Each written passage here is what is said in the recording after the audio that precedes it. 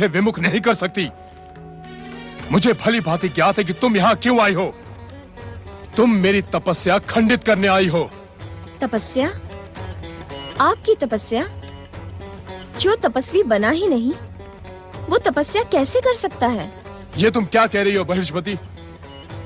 क्या मेरा राजपाट को त्याग कर इस एकांत वन प्रदेश में रहकर निरंतर तपस्या करना मेरे तपस्वी होने का प्रमाण नहीं है?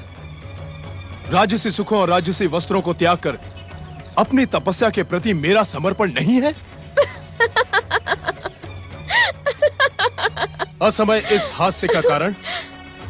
ये हास्य आपकी तपस्या की भांति असमय नहीं है युवराज, अपितु आपकी बातों से उत्पन्न हुआ है। तुम क्या कहने की इच्छुक हो?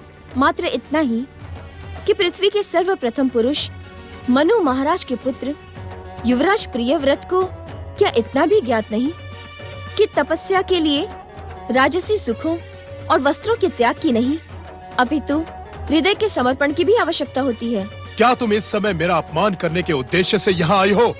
आपके अपमान से मेरा भी सम्मान नहीं होगा युवराज। मैं तो मात्र यहाँ इतना ही कहने आई थी कि तपस्या की सफलता के लिए आप किसी गुरु से विधिवत दीक्षा ग्रहण करें, क्योंकि आपकी सफलता में ही मेरी संतुष्टि है।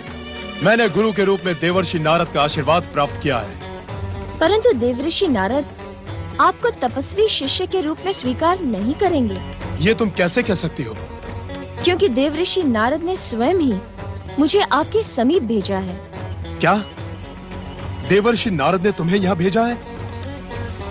ये ज्ञात होते हुए भी कि मैं किसी भी मूल्य पर अपनी तपस्या त्याग नहीं कर सकता? युवराज, आप व्यर्थ का हट कर रहे हैं।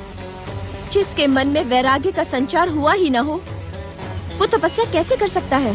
कुमारी बहिष्मति, तुम अपनी सीमाओं से आगे बढ़ रही हो।